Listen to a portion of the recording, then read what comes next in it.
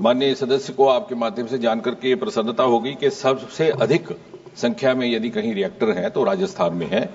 आज भी राजस्थान में हमारे कुल 25 जो इस समय फंक्शनल है, उनमें से 7 एज मेनी एज 7 राजस्थान में है, बल्कि एक नॉन ऑपरेटिव था, वंडर स्क्रूटनी था, वो भी हाल ही में फंक्शनल बना दिया गया है। और इतना ही नहीं, गत 10 वर्षों में प्रधानमंत्री मोदी जी के व्यक्तिगत रुचि और हस्तक्षेप से न केवल रिएक्टर्स की संख्या बढ़ी है, बल्कि उन क्षेत्रों में जहां पहले नहीं हुआ करते थे वहां पर भी इनका स्थापित करने का क्रम शुरू हुआ है। उदाहरण के तौर पर सन 2014 से पहले अधिकतर तमिलनाडु और आंध्रा की ओर दक्षिण में और पश्चिम में महाराष्ट्र, गुजरात। आज हमारे बगल में यहां से 150 किलोमीटर दूर हरियाणा के गोरखनगर शहर में रिएक्टर स्थापित होने वाला है, कुछ ही साल में वो फंक्शनल हो जाएगा। इसी प्रकार इसी सरकार ने सन 2017 में एक ऐतिहासिक फैसला लेते हुए एक ही कैबिनेट मीटिंग में बल्क अप्रूवल ऑफ 10 रिएक्टर्स किया था, जो आज तक कभी नहीं हुआ। और उसी स्पिरिट और उसी भावना और उसी क्रम को जारी रखते हुए अभी हाल ही के बजट में आपने देखा कि इसका और विस्तार करने हेतु न्यूक्लियर मिशन की घोषणा की गई है, जिसमें अलग से राशि भी निर्धारित कर दी गई। और उसके 2 महत्वपूर्ण पहलू है। पहले तो ये कि उसमें बजट का भी विस्तार हुआ। पहले बहुत मिनिमल बजट हुआ करता था, अक्सर ये आलोचना होती थी। आंकड़े ये दर्शाते हैं कि सन 2014 से पहले डिपार्टमेंट ऑफ एटॉमिक एनर्जी का बजट कुल था उस सन 2013-14 में 13,879 और आज इस साल के बजट में 23,604 अर्थात 170% वृद्धि। So the figures speak for themselves, we live in evidence based era.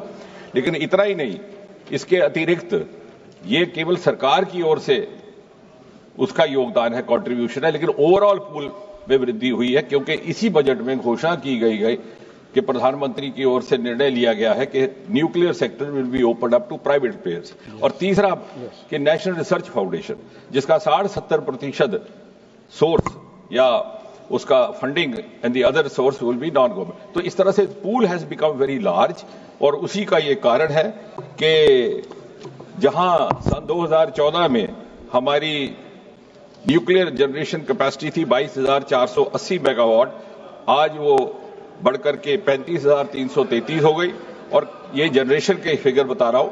और अगर कैपेसिटी देखनी है तो 4,780 मेगावाट थी आज से 10 वर्ष पूर्व, आज दुगने से अधिक होकर के 8,880 मेगावाट। ओके, अब सीकर पे भी आते हैं, वो तीसरा भाग है।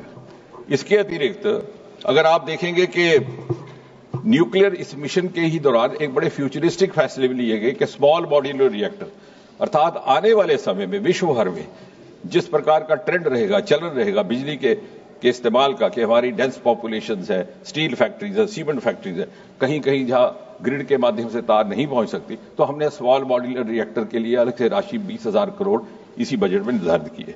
अब इनका दूसरा भाग था कि सेफ्टी का, जो वहां पर कर्मचारी काम कर रहे हैं। पहले तो हमारे यहां इस विभाग का एक मंत्र मूल है, safety first, production next.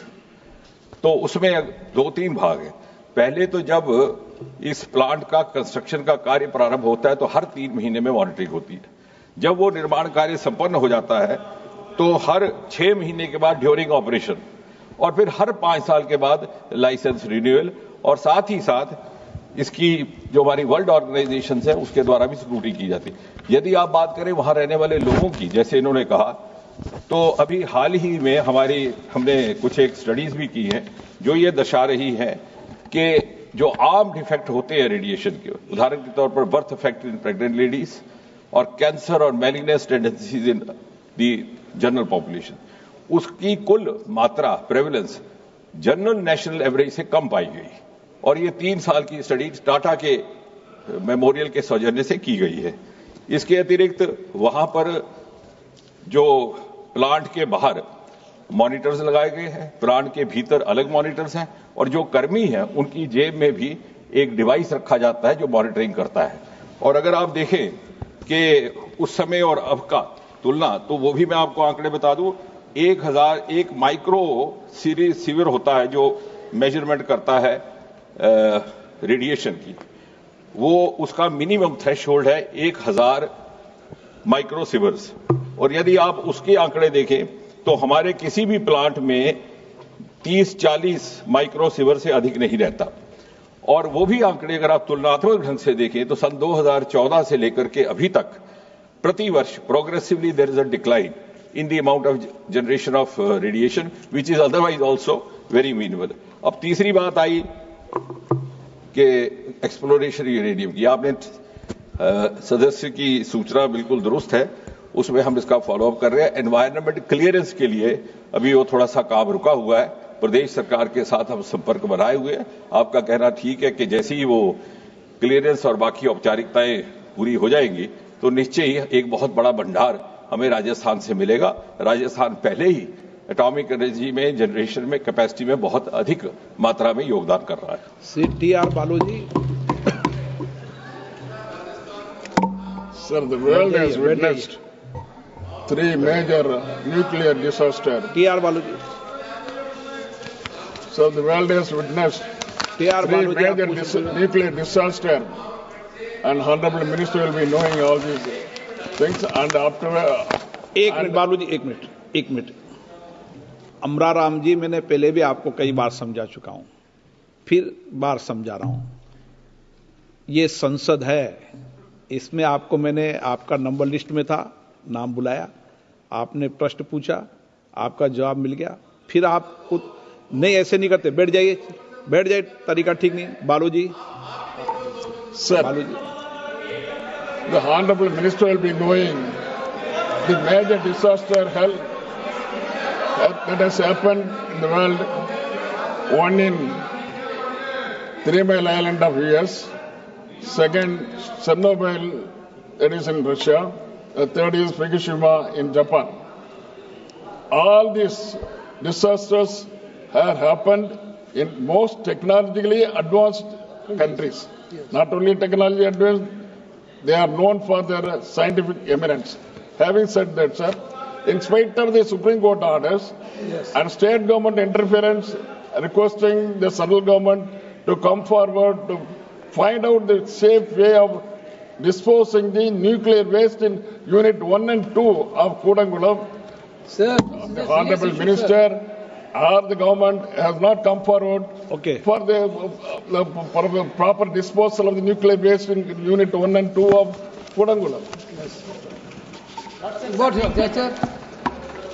Honorable Speaker, sir, I am glad that the honourable member has raised this question because this has been in discussion for quite some time, and we have time and again tried to allay all these fears and apprehensions, and with a very evidence-based, proven explanations and statements to put the record straight. As far as the Kudankulam and the important Kalpakam are concerned, there are all the safety measures in place. As you referred to 1 or 2 catastrophes that happened across the world, we have, before establishing our plants, already taken enough care. For example, the Kudankulam is located on the eastern side, so which means that the nearest pneumogenic zone is in Indonesia, which happens to be about 1,380 kilometers away, very, very far off, beyond the zone of being affected. On the other hand, similarly, in the case of the western coast of Gujarat and Maharashtra, the nearest pneumonic zone is near Karachi in a place called Makar, which is again nearly 900 kilometers away. So that kind of catastrophe happening over here has been ruled out abundantly even before the task was taken up. Now, second part of storing the waste, as you said, yes, there were reports in some of the Madras-based newspapers last year that, yes, of course now known as Chennai, because I belong to the Madras age. So some of the newspapers had also put out this, that the waste material was being stored there. One of them even went to the extent of saying that the waste from the other plants was also going to be stored there. It's not so. We have a definite SOP in place. First, in the first 5 to 6 7 years, in every plant, the waste is stored within the plant. Then after about 7 years, it is stayed away from the plant. That is called AFR, away from reactor, which means about, say, 15 meters deep. besides the plant, but not as a part of the plant. It is allowed to be kept there for as many as 40 years or so, and then it is taken away, it is retrieved, and it is reused. And the same process is being followed in case of each reactor across the country. It is not that Kundakalam or Kalpakam are made to also store the waste from the other reactors or being so. So I think we are sufficiently safe. And as I was mentioning about the safety part, I just in the response to the last question, I said that we have a measure called microsievert. The threshold is 1,000. If you ask me precisely about the Tamil Nadu plant, sir, it gives me pleasure to mention over here, in Kundakalam, the emanation of the radiation in 2014 was 0.081 microsievert. It has got reduced further over the last 10 years under the Modi regime, incidentally, to 0.002%. Yeah. No, these are the figures. Now you take Kalpakam. Kalpakam, 2014. The emanation of radiation was, no, I'm not, these are the scientific data, 23.140 microsievert. It has got reduced to almost half, which is 15.96 microsievert. So on the one hand, it is far less than the threshold damage level. On the other hand, under the present government, every year there is a progressive decline, more so in case of the Tamil Nadu plants. Faggan Singh ji short में, फंगन सिंह जी कुछ short में